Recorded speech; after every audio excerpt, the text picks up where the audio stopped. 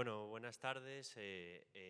Mi nombre es Marcos Allende, como ya les decían, y vengo a contarles y a hacerles una demo sobre cómo poder utilizar blockchain para todo esto que estamos hablando al final de interoperabilidad entre diferentes países en lo que es la verificación de todo tipo de credenciales de salud.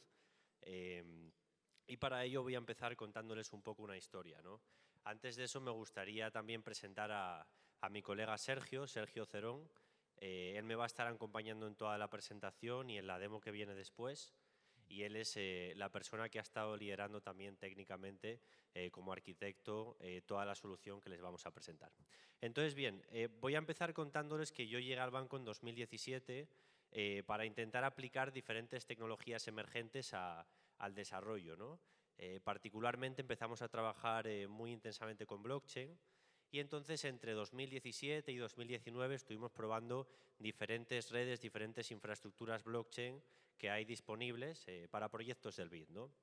En 2018-2019 nos dimos cuenta de que es muy importante cuando alguien va a utilizar tecnología blockchain escoger la red de blockchain adecuada. Al final, blockchain es una tecnología que permite construir redes, pero la red que se escoge cuando uno quiere montar un proyecto determina el éxito de ese proyecto, ¿no?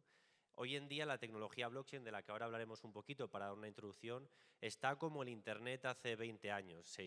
Para los que vieron un poco el nacimiento de Internet, a principios de los 90, había múltiples redes de Internet que no estaban conectadas. Y entonces luego hubo que conectarlos y montar lo que hoy en día es el único Internet que tenemos, al menos en Occidente, ¿no? Donde Europa y América comparten una única red. Entonces, cuando tú tienes una aplicación, por ejemplo el correo electrónico o cualquier aplicación que estén accediendo a través de su computadora y quiere comunicarse con otra persona, pues todo utiliza el mismo Internet, la misma red. Bueno, pues hoy en día blockchain es una tecnología que todavía tiene muchas redes que cada uno está utilizando para diferentes cosas. Entonces, utilizar, como digo, la red adecuada es muy importante. Por eso, en 2019, desde el Banco Interamericano de Desarrollo, concretamente desde el Laboratorio de Innovación, el BitLab, decidimos construir una red de blockchain para América Latina y el Caribe que se llama LACchain y que de hecho a día de hoy se ha convertido en la red de blockchain más grande del mundo para sector público y privado. Esta red de la que ahora les voy a hablar un poquito es una red que ya están utilizando unas 100 entidades en América Latina, el Caribe, Estados Unidos y Europa, incluyendo varios ministerios de países que están hoy aquí representados. Entonces, lo que les voy a contar es un poquito todo esto, luego les voy a contar cómo aplicar esto al caso de uso que nos trae hoy a este evento y finalmente vamos a tratar de hacer una demo en vivo de cómo emitir credenciales de vacunación contra esta red de blockchain, recibirlas en una billetera digital y luego verificarlas con una aplicación universal que podría servir para todos los países. Así que, como va a ser una demo en vivo, ya desde ahora les pido disculpas si algo no sale del todo bien. Bueno. Entonces, la agenda para esta hora que vamos a estar aquí juntos es, primero voy a hacer una recapitulación rápida de lo que es blockchain, ¿no? De los conceptos básicos de esta tecnología. Luego les voy a presentar esta red de la que les estoy hablando, que el Banco Interamericano de Desarrollo, con otros 60 aliados globales, ha construido para la región.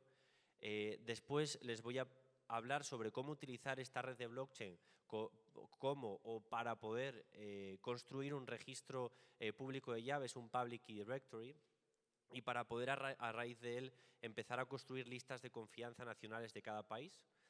Después vamos a ver cómo eso se puede utilizar a su vez para generar credenciales verificables de cualquier tipo de credencial o de certificado de salud y pueden ser verificables y además tener características que hoy en día no tienen las credenciales, por ejemplo, de vacunación de la Unión Europea, como revocabilidad o presentación con pruebas de conocimiento cero, Zero Knowledge Proofs. Y luego vamos a describir paso a paso la demo y a mostrarla. Bien, entonces empecemos con el primer punto, que es la recapitulación de lo que es blockchain. A mí me gusta definir blockchain como una tecnología que permite, como decía, construir redes que tienen principalmente 4 características, ¿vale? La primera característica y muy importante de las redes blockchain es que son descentralizadas. Quiere decir que no hay un registro central único al que se le da acceso a todo el mundo, como por ejemplo es el gateway que hoy en día estamos probando en el Conectatón, ¿no? Que al final es un registro central que tiene un gateway y que pone unas APIs a la que todo el mundo se conecta. ¿Qué ventajas tiene eso? Bueno, pues tiene unas ventajas de que hay una gobernanza pues más o menos claramente definida, ¿no? Que es esa entidad que controla la base de datos, pero tiene las desventajas de que toda la gente que utiliza esa base de datos no tiene, digamos, el acceso directo a la información, accede indirectamente. Entonces es como si, por ejemplo, nos imaginamos que ahora, imagínense que cada mesa representa un país. Y entonces con el gateway de Europa al que hoy en día se están registrando los países, es como si la base de datos estuviese en otra sala, que es Europa, y todos estuviésemos conectándonos indirectamente a esa información que controlan desde allí, ¿no? Y esa información además está limitada en acceso a todos aquellos que están conectados. La alternativa a utilizar una red descentralizada de blockchain es que en esta sala cada mesa que está aquí representada tendría una especie, imagínense, una especie de iPad o de computadora que tiene una copia de toda la información que está en esa base de datos. Y lo que haríamos es definir imagínense unos documentos en cada una de sus iPads que tendría una gobernanza específica. Entonces, la mesa del Salvador tendría la lista de confianza del Salvador que aparece en todas sus iPads, pero que solo se puede modificar desde la mesa del Salvador.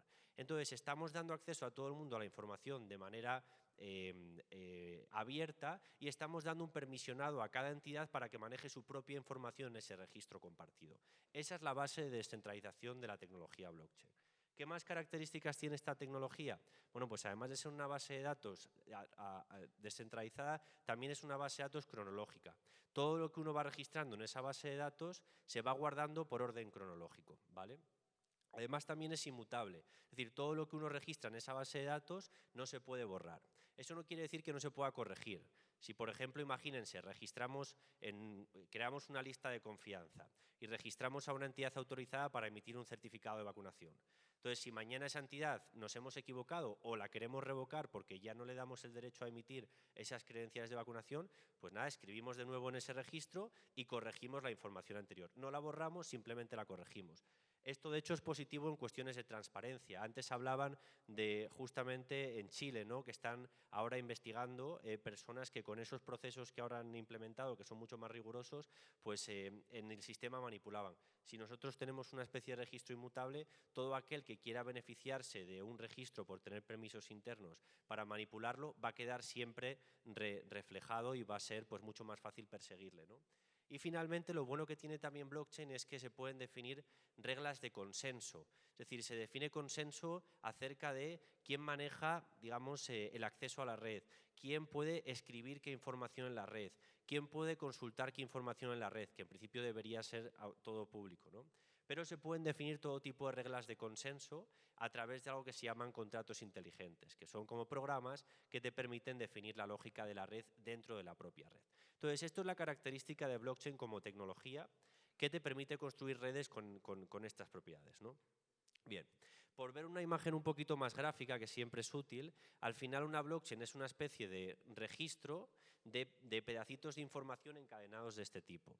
Entonces, imagínense que tenemos, como decía, una base de datos donde cada uno de ustedes tiene una copia local y entonces todos ustedes empiezan a enviar información, cada uno por su cuenta, a esa base de datos. Bueno, pues esa información se va empaquetando en lo que se llaman bloques, de ahí el nombre de la blockchain, y se van encadenando. Entonces el primer bloque tiene un número, tiene unos elementos criptográficos que le dan la inmutabilidad y tiene un paquete de datos. Y eso se encadena con el segundo, con el tercero y con el cuarto. Así es como funciona una blockchain. Y repito, cada entidad tiene su propia copia de esto y hay una regla sobre quién puede escribir qué en este registro.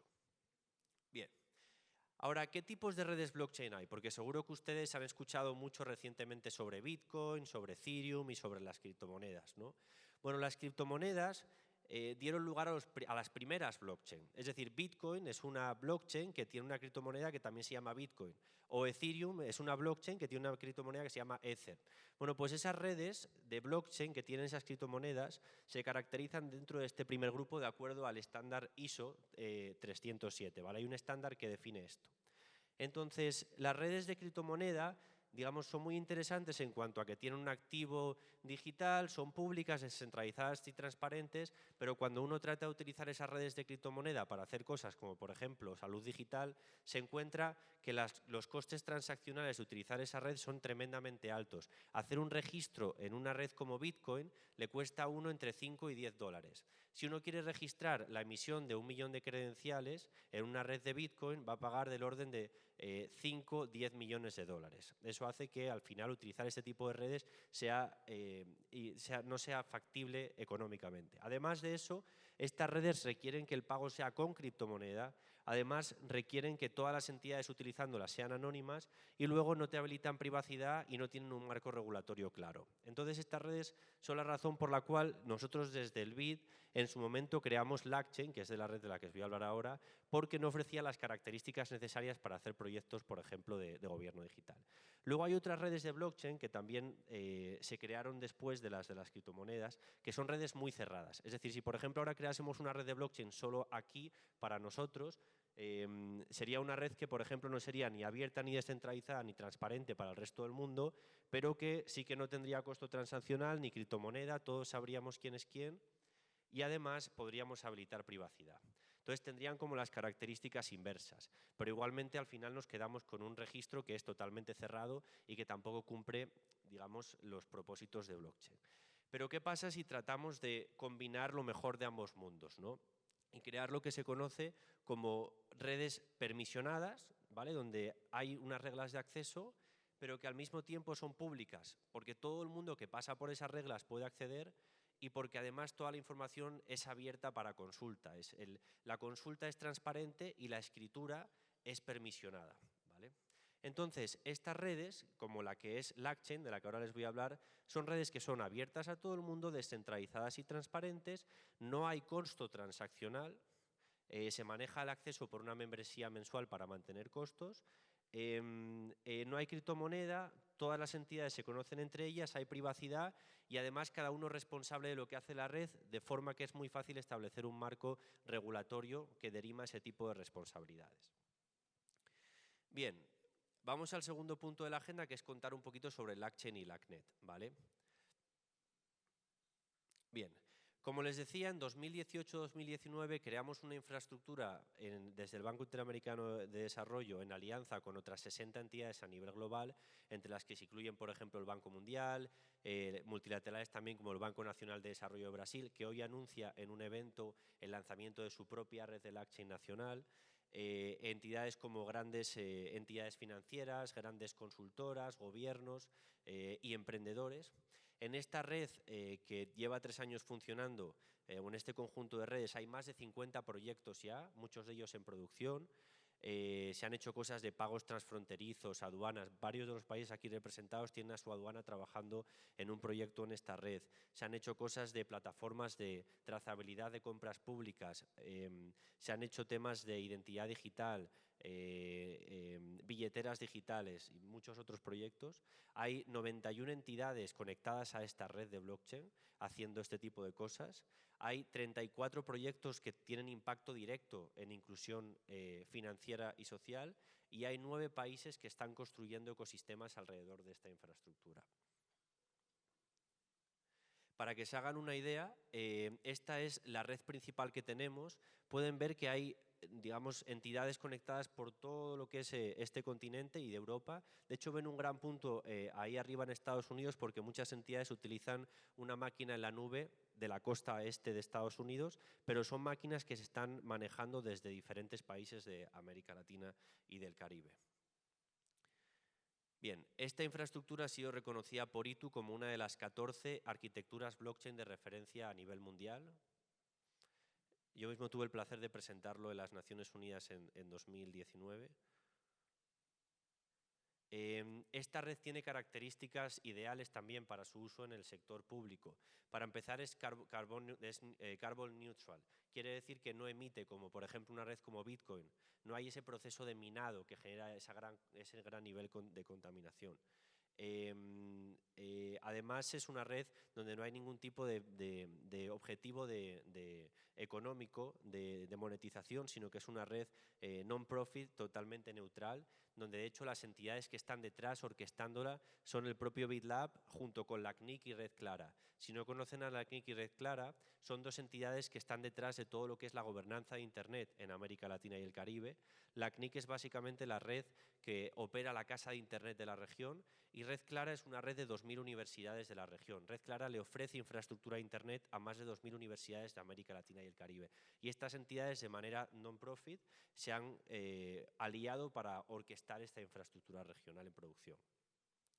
Además hay monitoreo 24/7, una serie de APIs y recursos de código abierto a disposición y está reconocida por todo tipo de entidades internacionales, ¿sí?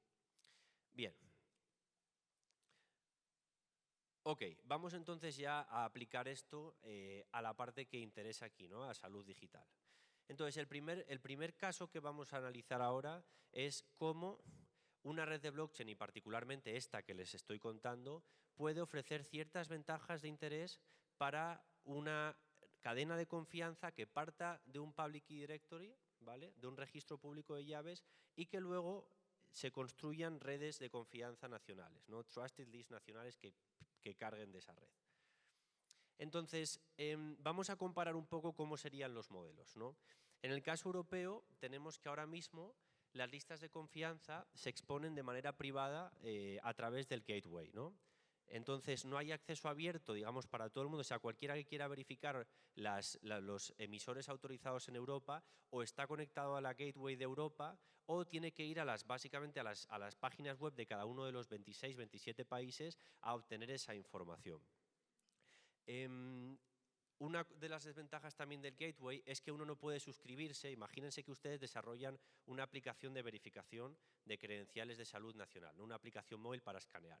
Entonces lo ideal sería que básicamente ustedes pudiesen suscribirse a eventos del gateway para que cada vez que se elimina o se añade un nuevo emisor, ustedes pudiesen directamente suscribirse al evento y actualizarlo en su aplicación. Bueno, eso no es posible por esta tecnología, entonces hay que estar básicamente descargando continuamente la lista de confianza, ¿no? Para poder tenerla actualizada.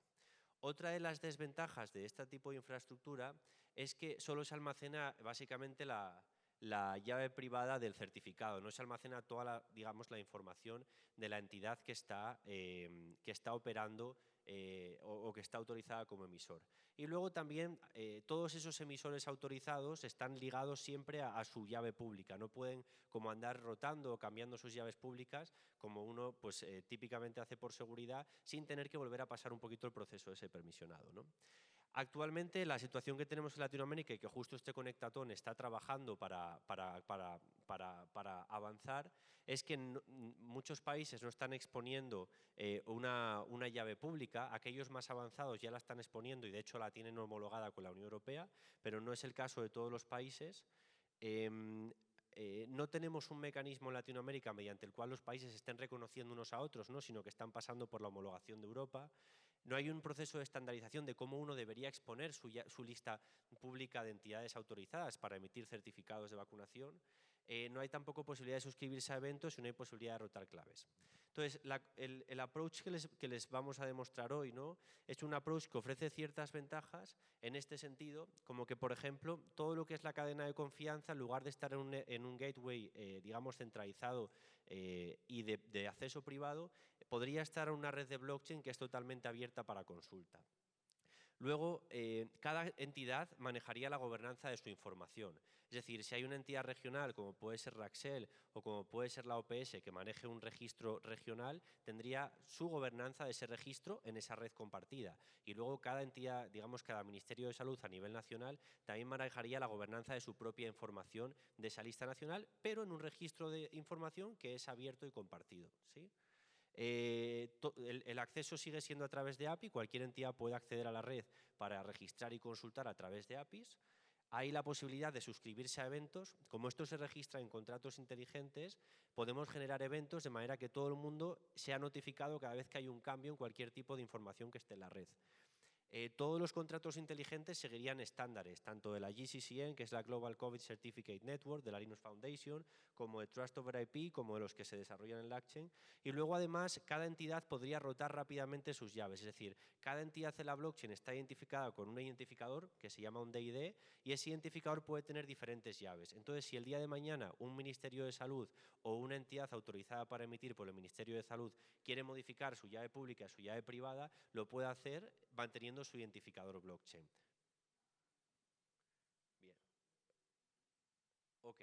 Aquí les muestro un poquito una imagen de cómo funciona el concepto de la cadena de confianza, ¿no? Es decir, básicamente, por un lado tienen lo que sería el registro abierto de los identificadores blockchain. Aquí básicamente cada entidad, incluyendo la entidad regional de salud, incluyendo los ministerios de salud e incluyendo incluso las entidades que emiten los certificados de vacunación, estaría aquí, digamos, iría aquí y se registraría su identificador y sus llaves públicas.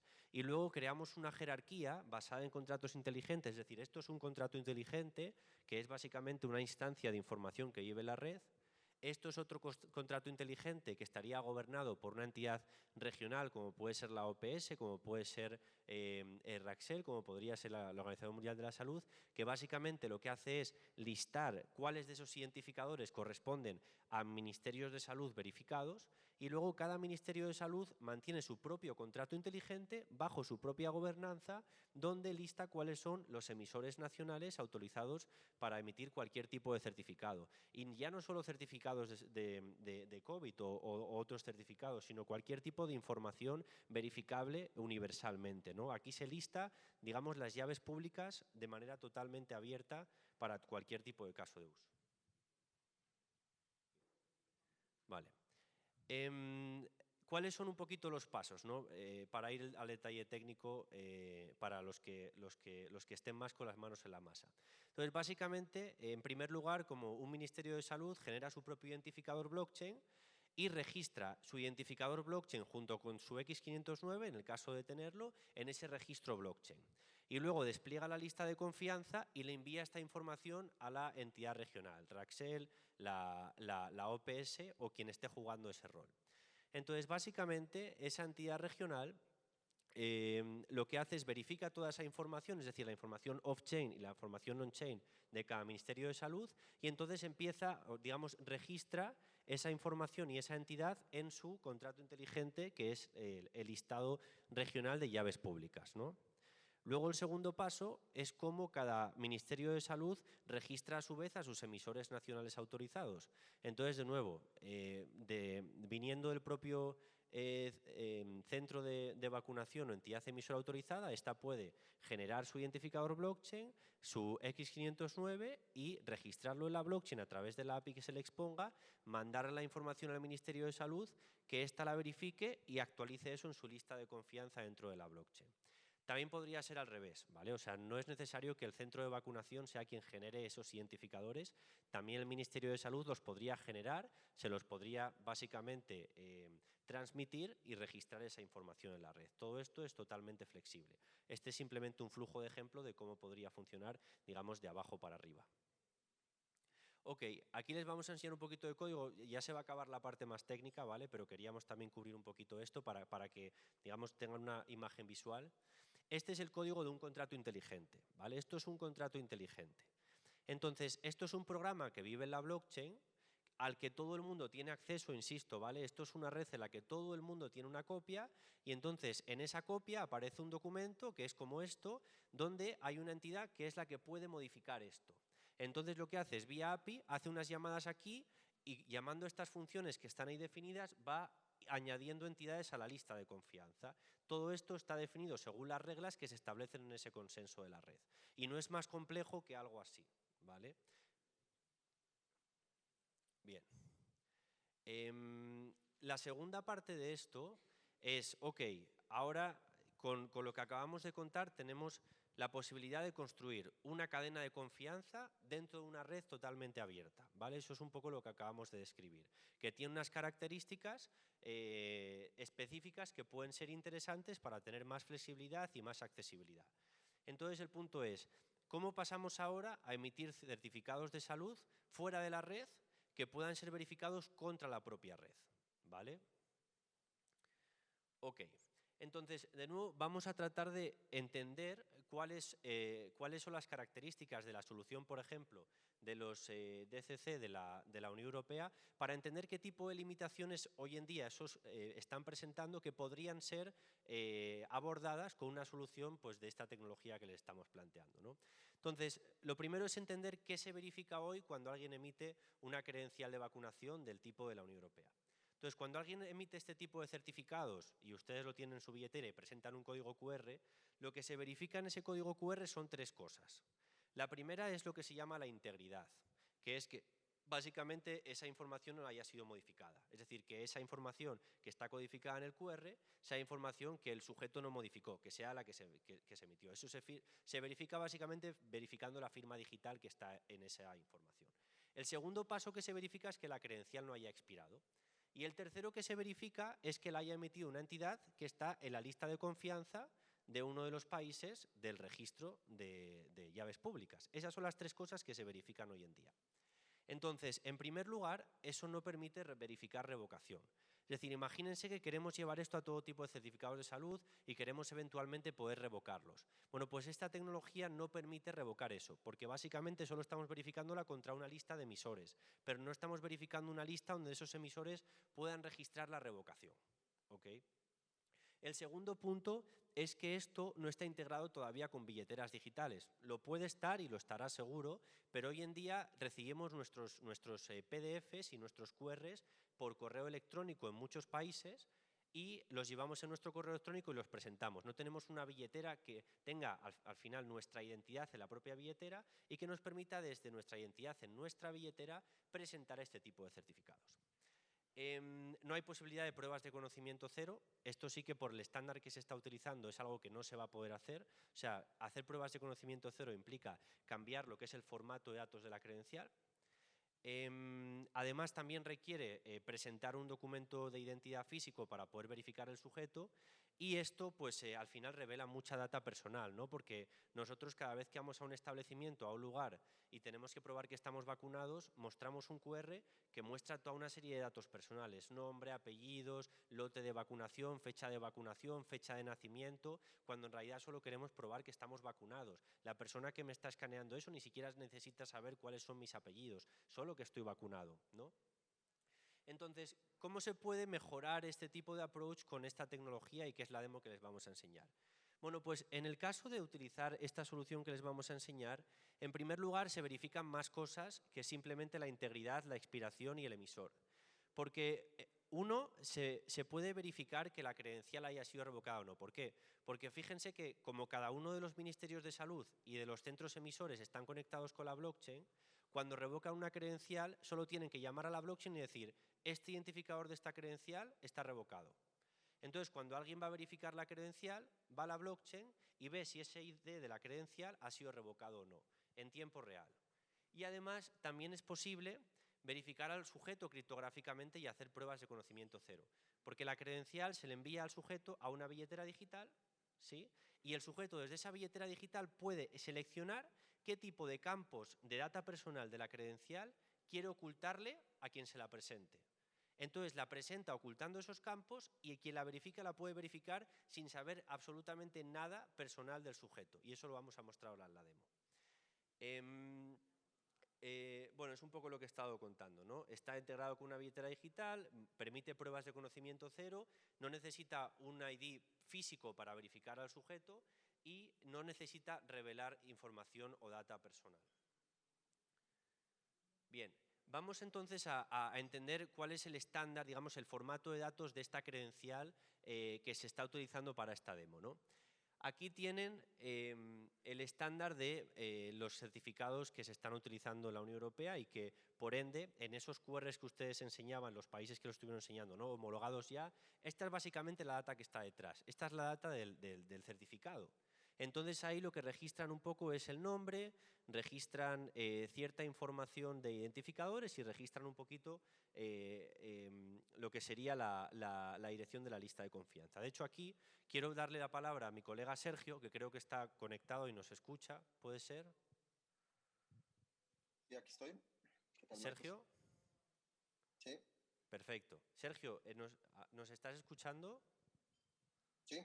Vale, pues le voy a dar la palabra a Sergio para que Sergio nos cuente un poquito la comparativa y nos cuente de hecho lo fácil que es agarrar este formato de datos de la Unión Europea y extenderlo para que permita hacer cosas como pruebas de conocimiento cero o revocación. ¿Vale? Entonces, no pasemos todavía aquí, quedándonos en la presentación, por favor. Ahí es. Simplemente le voy a dar la palabra a Sergio para que nos cuente un poquito las características de estos dos. Este que les estoy mostrando aquí es un formato de datos que se llama Verifiable Credential o credencial verificable. Es un formato de datos desarrollado por el World Wide Web Consortium, que es el W3C, que es la entidad que desarrolla los estándares de Internet. Es decir, este es un formato estandarizado para credenciales digitales genéricas. Entonces, lo que hemos hecho aquí es agarrar todos los campos definidos en una credencial de vacunación y meterlos aquí y extender lo que viene siendo la credencial anterior. Sergio, ¿por qué no cuentas un poquito el detalle del tipo de información que hay en cada credencial? Sí, básicamente en la credencial de la Unión Europea, la DGC y la credencial verificable almacenan básicamente la misma información. La única diferencia está en el formato, digamos, que utilizan de JSON. Luego, la credencial verificable que nosotros estamos utilizando es genérica o que se propuso por la W3 es genérica para cualquier tipo de tipo de vacunación, mientras que la DGC está pensada originalmente para solamente la vacuna de COVID. La credencial verificable está pensada para cualquier tipo de vacuna, que puede ser la de COVID-19 o la de fiebre amarilla o cualquier otro tipo de credencial de vacunación. Y es básicamente lo mismo con el formato FIRE, ¿no? Que vamos a ver, FIRE, que vamos a ver ahorita más adelante. Perfecto, gracias Sergio. Como pueden ver, lo que dice Sergio es aquí se establecen toda una serie de campos del sujeto, del tipo de lote, del tipo de emisor, y aquí es donde se indica básicamente la información de la vacuna. Entonces yo puedo agarrar esto y aquí indicar si es una vacuna del COVID, es una vacuna de fiebre amarilla o es cualquier tipo otro de vacuna. En el caso este tenemos al final un estándar menos amplio y mucho más restrictivo y que requiere, digamos, un formato diferente para cada tipo de credencial de vacunación, ¿no? Bien, entonces, esto por un lado. Ahora, el otro ejemplo que queríamos dar es este de nuevo, es el JSON del que parten el estándar FHIR para las credenciales de fiebre amarilla, y así es como lo podemos convertir también en una credencial verificable que permite revocación y que permite pruebas de conocimiento cero. De nuevo, al final, ahí tiene una serie de campos que definen un poco el lenguaje y el estándar. Esos campos podemos directamente agarrarlos y embeberlos en lo que sería esta credencial, o podemos un poquito reestructurarlos y ponerlos en esta credencial reestructurados. Pero al final viene a ser agarrar una serie de campos de un JSON, ponerlos en otro JSON que cumple, además del formato inicial del FHIR en este caso, el formato de estándar del W3C, y con eso tenemos posibilidad de revocación y posibilidad de pruebas de conocimiento cero. Una cosa que quiero enfatizar es que estas credenciales no van dentro de la blockchain. Estas credenciales son credenciales que se siguen compartiendo por fuera, del emisor al sujeto, a su correo electrónico o a su billetera digital. Pero esto no se registra nunca en la blockchain. Hacer eso implicaría mostrar o revelar toda una serie de datos personales del sujeto, ¿vale? Y no lo queremos. Todo eso se manda por fuera y simplemente quien lo va a verificar agarra el QR y va contra la blockchain a verificar que esta información es verdadera. Ok, vale, hasta aquí un poquito la parte técnica para los técnicos del código, ¿no? Pero tratando de hacerlo un poquito inteligible igualmente. Ok, entonces ahora vamos a pasar a la demo, pero para entender bien lo que vamos a enseñar quiero también ir paso a paso explicándolo. En primer lugar, lo que vamos a hacer en la demo es crear la cadena de confianza. Entonces, vamos a tener una interfaz web. En principio, como digo, todas las entidades tendrían su propio acceso a la blockchain a través de un nodo y a través de una API. Pero como no vamos a hacerlo a través de API porque sería muy abstracto, vamos a mostrarles una página web donde cada entidad se autentica con usuario y contraseña. Pero imagínense que eso está ocurriendo vía API, vía API. ¿Okay? Entonces, primero vamos a simular cómo Raxel se autentica, ¿vale?, en lo que sería esa red de blockchain, como la entidad que está en control de ese contrato inteligente que es el Public Key Directory. Y a partir de ahí vamos a hacer la simulación de que Raxel en ese registro, en ese Public Key Directory, crea o registra las llaves públicas de 3 ministerios de salud, ¿vale? A partir de ahí, cada uno de esos ministerios de salud va también a loguearse y va a crear cada uno su lista de confianza. Va a empezar a agregar entidades que están autorizadas para emitir certificados de vacunación en su país. Entonces va a construir su Trusted List, ¿no? Bien, el siguiente paso de la demo va a ser que cada una de esas entidades, o vamos a entrar en nombre de una de esas entidades que es entidad autorizada para emitir credenciales de vacunación, ¿vale? Lo haremos, por ejemplo, para, no sé, para El Salvador, por ejemplo. Entonces entraremos como la entidad de El Salvador autorizada por el Ministerio de Salud de El Salvador y también reconocida a nivel alto por Raxel para emitir este tipo de credenciales, y vamos a emitir una credencial de vacunación que va a tener digamos, va a ser dos ficheros. Uno, el X500, perdón, el DCC de la Unión Europea, y otro, la credencial verificable que les hemos estado mostrando. A partir de ahí, lo que vamos a hacer es registrar en la blockchain, y les vamos a enseñar cómo se registra en tiempo real lo que serían las pruebas criptográficas de esas credenciales, y las vamos a enviar a una billetera digital que vamos a mostrar. Entonces, esa billetera digital, que sería la del sujeto, va a recibir esa credencial de vacunación. El siguiente paso va a ser que ese sujeto lo que va a hacer es presentar la credencial de vacunación generando un QR. Entonces, vamos a mostrar 3 ejemplos.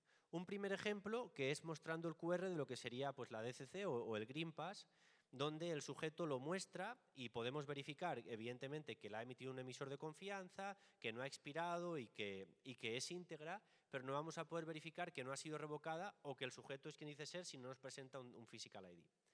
Después vamos a mostrar lo que sería la verificación de la credencial verificable, donde vamos a mostrar que todos esos campos, digamos, sí se pueden verificar. Y finalmente vamos a hacer una prueba de conocimiento cero. Es decir, desde la billetera digital vamos a seleccionar qué información no queremos mostrarle al verificador, la vamos a eliminar y aún así le vamos a presentar la credencial y se va a poder verificar. Y de hecho vamos a hacer una prueba de que entre 2 billeteras digitales, vamos a enviarle la credencial de una a otra, y como esa credencial ya no va a pertenecer a quien la ha recibido y la va a presentar, por ejemplo, una credencial me la van a emitir a mí y yo luego se la voy a mandar a la billetera de Sergio y la va a presentar Sergio. Pero como Sergio no soy yo y quien la está presentando no es el sujeto original, la credencial, cuando se verifique, va a parecer que el sujeto es incorrecto, ¿vale? Y eso lo podemos verificar sin saber siquiera quién es el sujeto, solo porque lo está presentando la billetera digital que no corresponde a quien recibió la credencial en primer momento. Bien, y luego vamos a hacer toda la prueba de revocación. Vamos a probar que podemos revocar una entidad a la lista de confianza y que podemos revocar la credencial también, y que todo esto nos permite ver que cuando verificamos la credencial, pues ya no es una credencial válida anymore. Bien. Ok, entonces ahora vamos a ir a la demo. Voy a parar un momentito para saber si hay alguna pregunta. Si son preguntas relativas a lo que vamos a mostrar en la demo, creo que puede quedar más claro con la demo, pero cualquier otra pregunta, si quieren hacerla, les invito también, y así tomo un poquito de aire antes de compartir, le doy tiempo a los colegas para que muestren la pantalla.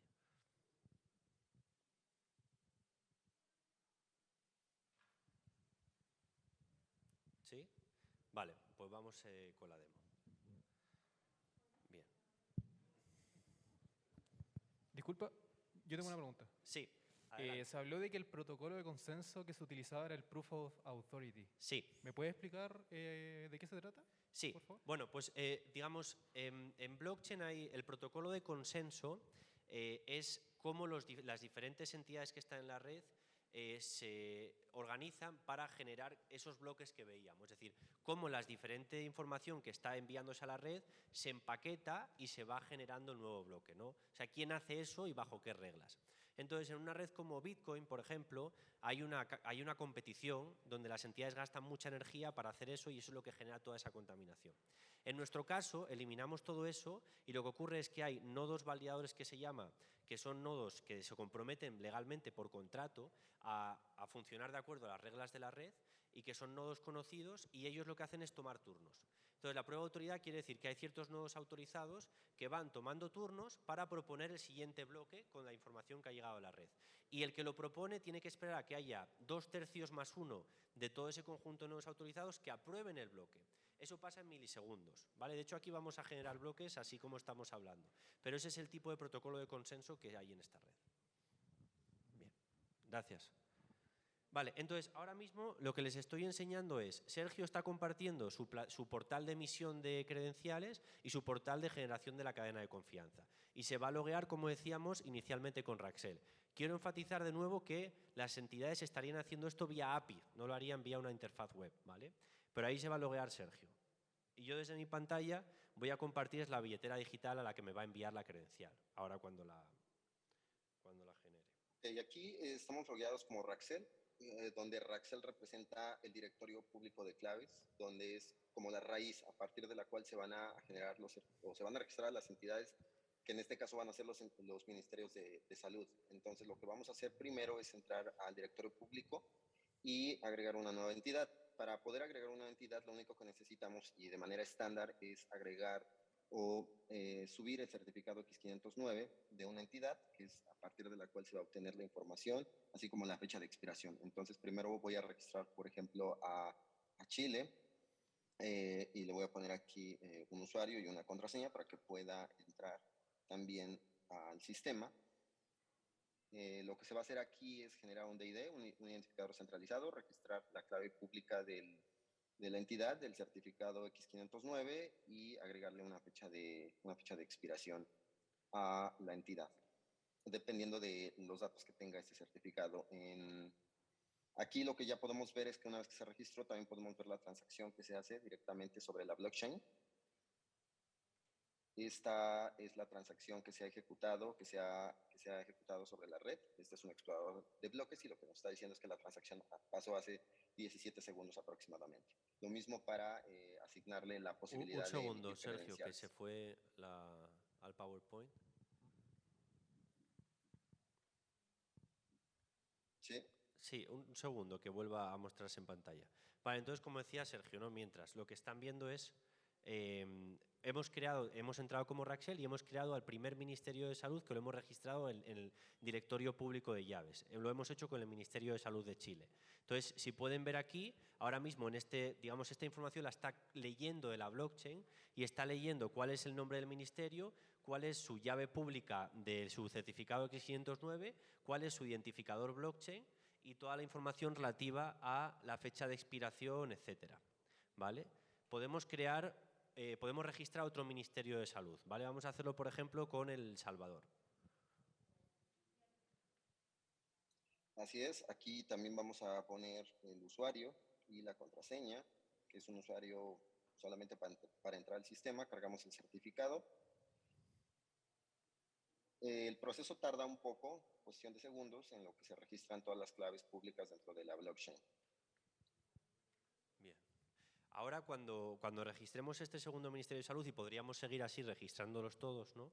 Pero otra cosa que les vamos a enseñar es algo que hemos hecho que a nosotros nos pareció interesante, hemos agarrado todas las listas de confianza de la Unión Europea y para demostrar que eso se puede poner muy fácilmente en una blockchain, hemos creado un oráculo que las agarra todas y las ha registrado en un contrato inteligente que llamamos el Public Key Director de la Unión Europea. Entonces, si ahora vamos aquí, esto lo está leyendo de nuestra blockchain de LACchain, ¿vale? Aquí está toda la información de todas las listas, todas las entidades de la Unión Europea que pueden emitir certificados de vacunación. Lo estamos leyendo de la blockchain de LACchain, porque lo hemos agarrado de allá y lo hemos puesto en un contrato inteligente. De hecho, yo ahora mismo, si alguno de ustedes tiene un certificado de vacunación de la Unión Europea, si me enseña su QR, con la aplicación de verificación que vamos a enseñar lo podemos verificar. Y estamos verificando credenciales de vacunación emitidas en la Unión Europea contra esta red de blockchain, porque hemos traído esas listas públicas a esta red de blockchain, ¿sí? Bien, vamos a seguir porque supongo que vamos ya un poquito justos de tiempo. Entonces, ahora vamos a acceder como uno de esos ministerios de salud ya creados. Vamos a acceder, por ejemplo, como El Salvador. Entonces, El Salvador ahora mismo estaría con su copia local, ¿vale? En su infraestructura local, haciendo una llamada vía API a la red de blockchain que todos comparten. Entonces, ahora mismo el Ministerio de Salud de El Salvador, por ejemplo, ya no puede, a diferencia de cómo hacía Raxel, el Ministerio de Salud de El Salvador no puede añadir nuevos ministerios de salud porque no tiene el permiso para hacerlo, ni puede añadir entidades en la lista de confianza de Chile. Pero sí puede añadir entidades, por ejemplo, aquí no le aparece nada, pero si va a su lista de confianza propia en El Salvador, puede añadir una entidad, ¿vale? Y esto lo hace contra su propio contrato inteligente dentro de la red. Entonces vamos a crear una entidad autorizada para emitir credenciales de vacunación en El Salvador. De manera similar a la vez anterior, vamos a registrar aquí a el usuario, que en este caso va a ser la entidad o el centro de vacunación que va a emitir la credencial, que es un centro de vacunación en Coatepeque, de El Salvador.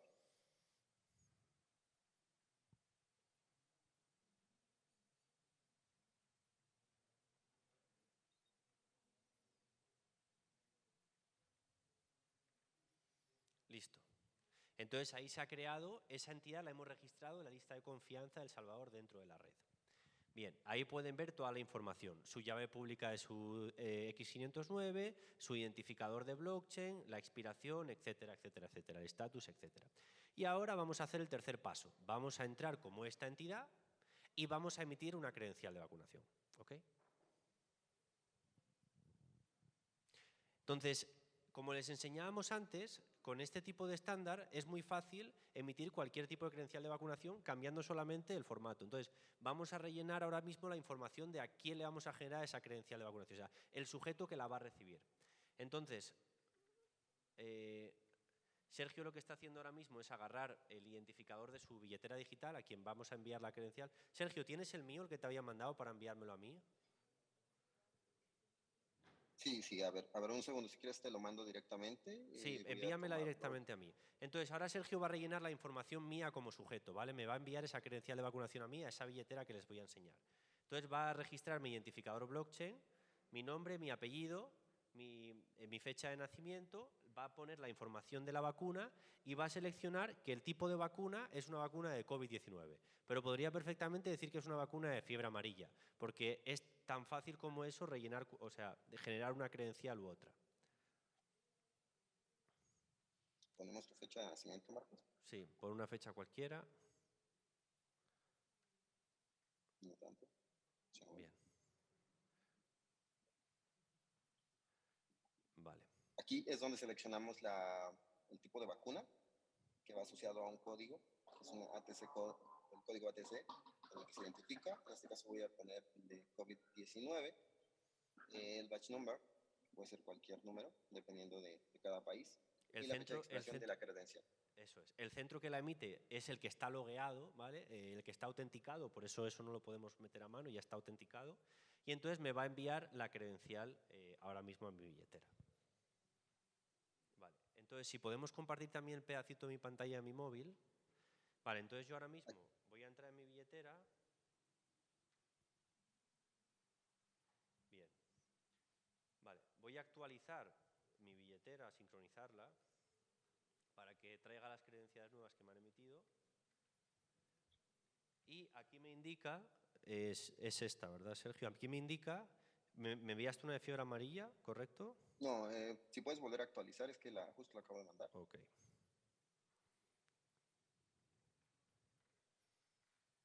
Vale, aquí me ha llegado. Me acaba de entrar la credencial de COVID a mi billetera digital.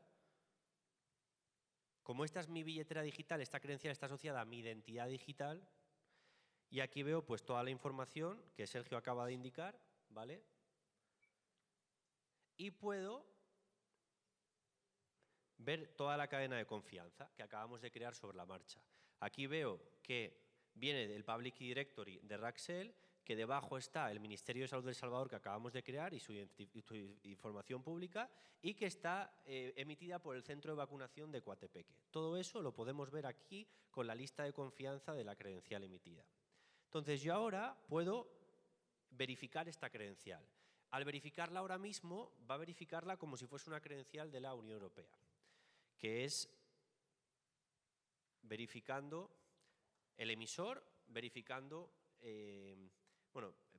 está verificando todos los campos, digamos, siguiendo un poco el formato de la Unión Europea, pero verificando todos los campos ya con la credencial verificada. Es decir, está verificando que la credencial está registrada, que no está revocada, que el emisor es válido, que no está expirada. Pero vamos a hacer una presentación un poco diferente. Vamos entonces vamos a hacer lo también, siguiente. Marcos, podemos descargar el certificado en un formato PDF para que también puedas escanearlo. De hecho, desde esta aplicación lo que hemos hecho es algo similar a lo que hace la Unión Europea con su certificado de vacunación, que es un PDF. Aquí ya lo tengo. Lo voy a abrir un segundito. Sí. Vamos a hacer ahora unas pruebas. Van a ser solo 3 minutitos y con eso vamos a acabar la demo. Vale, en primer lugar, lo que quiero probar es, primero vamos a utilizar una aplicación de verificación específica para verificar esta credencial. Entonces, para eso, lo que voy a hacer es, se la voy a mandar a Sergio, ¿vale? Y entonces Sergio me va a enseñar el código QR, o puedo escanear directamente este. Vale, perfecto. Entonces voy a escanear directamente este código QR con esta aplicación que tengo aquí, ¿vale?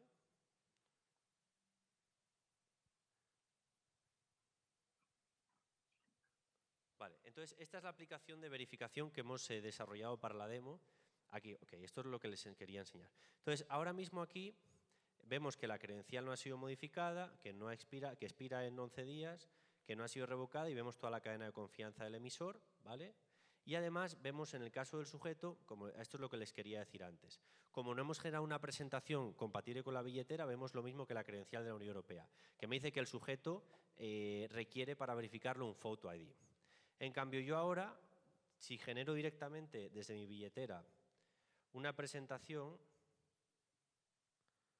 ¿vale? Yo ahora genero una presentación desde mi billetera, creo una presentación, ven que en la presentación puedo directamente elegir qué campos quito, ¿vale? Yo puedo quitar todos estos campos, voy a quitar, por ejemplo, el tipo de vacuna, el país de vacunación, el batch number y el ID, ¿vale? Estos son los campos que yo puedo seleccionar, quitar de la credencial y voy a generar un QR, digamos, selectivo de todos estos campos. Vale, este es el QR.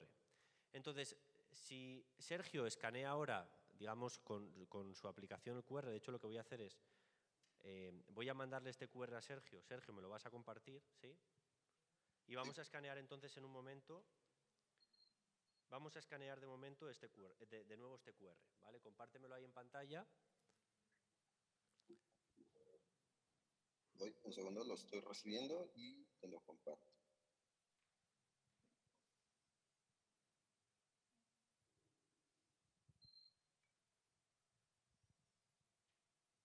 Entonces, ahora si nosotros este QR lo analizamos y lo abrimos y vemos la data que hay detrás, en ese QR no se van a ver ninguno de estos campos porque los hemos podido filtrar.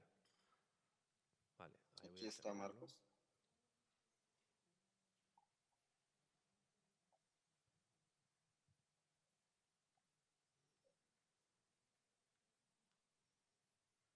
Bueno, está costando un poquito. Ahí va.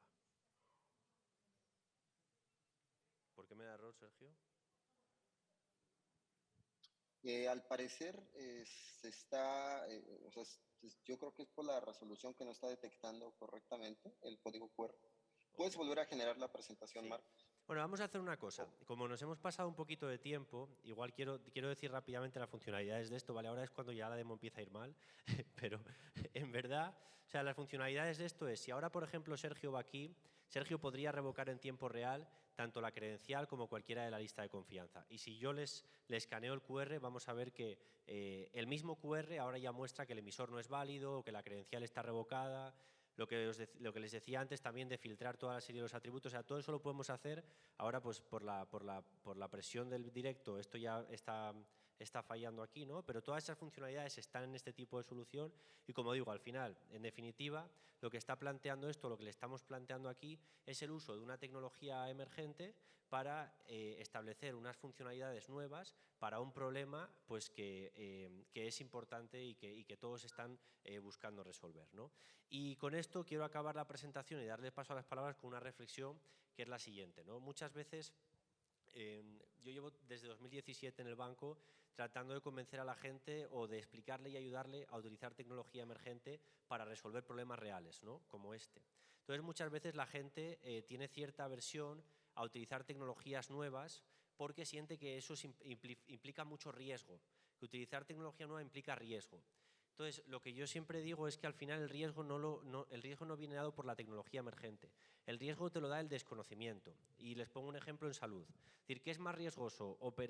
¿Extirpar un riñón o operar una pequeña fisura en un dedo? Bueno, pues depende del conocimiento de quien opere. Si yo opero el dedo, seguro que va a haber mucho más riesgo en el dedo que en un cirujano experto extirpando un riñón. Bueno, pues esto es lo mismo. Las tecnologías emergentes quiere decir que son recientemente nuevas. Pero si ustedes trabajan al final con expertos, con personas que hayan desarrollado esto y que saben perfectamente dónde falla, dónde no falla y cómo se puede aplicar, el riesgo lo minimizan hasta el punto de que la tecnología puede tener menos riesgo de tener éxito que una tecnología más validada implementada por personas que sepan o que no sepan de esa tecnología. Entonces, que se queden un poco con esto, ¿no? Que no tengan miedo al uso de tecnologías emergentes porque sientan que hay riesgo, sino que se rodeen con personas que saben de esas tecnologías para implementarlas y para analizar bien dónde pueden ser útiles para resolver problemas. Y que utilicemos la tecnología siempre para tratar de resolver un problema concreto. Y con esto pues les doy las gracias por haber prestado atención sobre todo este rato tan largo y me encantaría poder responder a preguntas de todo tipo, ¿no? Pongan a prueba un poco esto, critíquenlo y veamos a ver qué podemos charlar. Muchas gracias.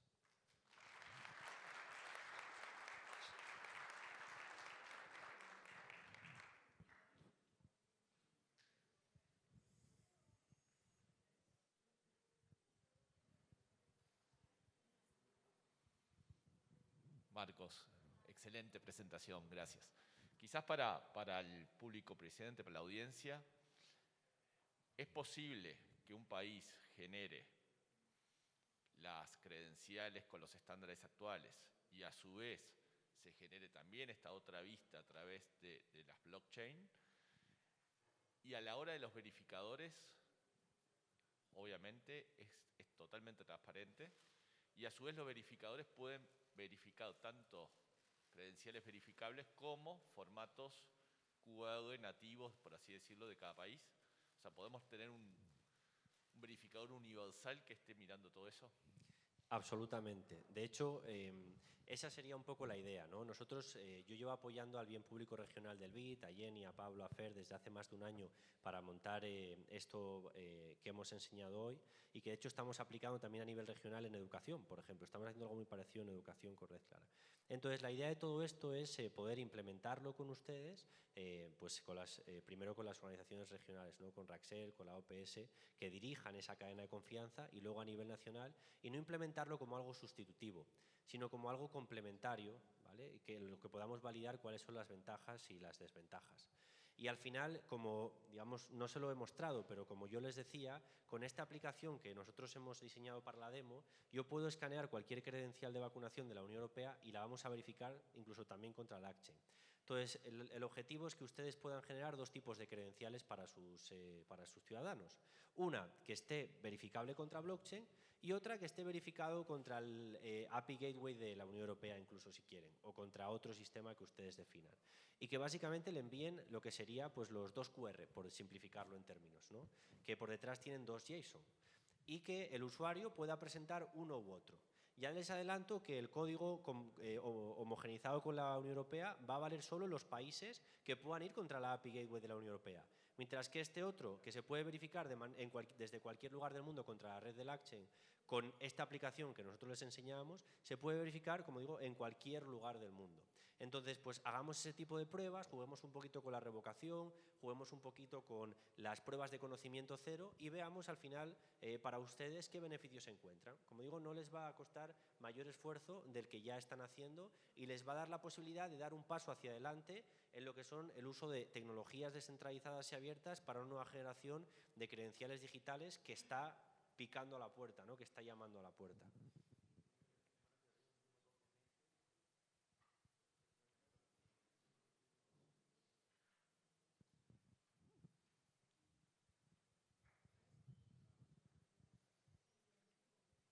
Gracias, buenas tardes. ¿Para cuándo tienen proyectado que esto pueda ser una realidad en los países de nuestra región? ¿Te refieres a que se esté utilizando algo así? Sí. Mira, nosotros, como te decía, creamos esta red de blockchain en 2019 y esta red entró en producción a principios de este año. En la red ahora mismo hay más de 50 proyectos, hay varios proyectos en producción. Por ejemplo, hay países con los que estamos trabajando para hacer todos los temas de transferencias, de subsidios condicionados, transferencias condicionadas sobre una red así, por ejemplo, ¿no? es algo que estábamos viendo, por ejemplo, en Colombia y en Panamá. También con otros países se está viendo todo el tema de educación. En el Caribe, la Universidad de West Indies, que es de las más grandes, o el Caribbean Examinations Council, que es el centro de examinación donde se emiten los diplomas de secundaria en 16 islas del Caribe, están haciendo ya este tipo de cosas en producción, emitiendo diplomas que se pueden verificar contra la red, tal y como yo les he enseñado. Y les podría decir muchos otros proyectos que están pasando a producción que utilizan esta misma tecnología, solo que en vez de ser un diploma de vacunación es un diploma de otro tipo. Entonces, la respuesta a cuándo esto puede estar funcionando depende de la voluntad de ustedes, que al final son quienes se van a beneficiar y quienes van a beneficiar a sus ciudadanos de poder probar este tipo de tecnología, ¿no? Entonces, la tecnología está lista, la red está funcionando en producción en Latinoamérica, tiene una orquestación neutral. El costo para ustedes de montarse algo así es mínimo. Por ejemplo, antes yo estaba en la charla cuando le preguntaban a la ingeniera de Colombia cuánto costaba mantener lo que sería el acceso al API Gateway de la Unión Europea. Y decía que en torno a $250 al mes, que era como básicamente mantener los servidores. Bueno, mantener un servidor en la red de LangChain cuesta del orden de $150 al mes. Y mantener probablemente pues, la API y demás, o sea, el resto de servicios que necesiten complementarios, pues al final pone que cuesta lo mismo, $250 al mes. Con ese coste de infraestructura, ustedes están manteniendo una copia de esta red de blockchain y pudiendo a través de su API hacer todo este tipo de operaciones y probando la tecnología. Entonces, ese es el costo y la oportunidad, pues espero poder haber transmitido un poco el valor de ella, ¿no? Pero depende de que las entidades empiecen a sumar. Y luego otra cosa que es importante es, al final aquí estamos hablando de que esto pueda ser una herramienta para interoperabilidad entre países. Entonces eso implica que tiene que haber esos marcos de acuerdo entre países que digan, yo voy a confiar en que lo que los dos hayamos dicho en ese registro. Pero es que el punto es que hoy en día los países están diciendo, yo voy a confiar en lo que los dos hemos tenido que ir a homogeneizar a la Unión Europea para luego venir aquí con mi vecino frontero para que me reconozcan. Entonces, esto ya lo tenemos un poquito más cerca y está mucho más empoderado. Entonces, mi punto es, no quiere decir que lo otro que, digamos, que homogeneizar con la Unión Europea, que es muy importante, no se haga en absoluto. Quiere decir que además de hacer eso y además de probar otras alternativas, se le pueda dar una oportunidad a esta y ver si realmente está ayudando a crear infraestructura regional para salud digital que es interoperable y que además se puede utilizar para muchas otras cosas a nivel nacional.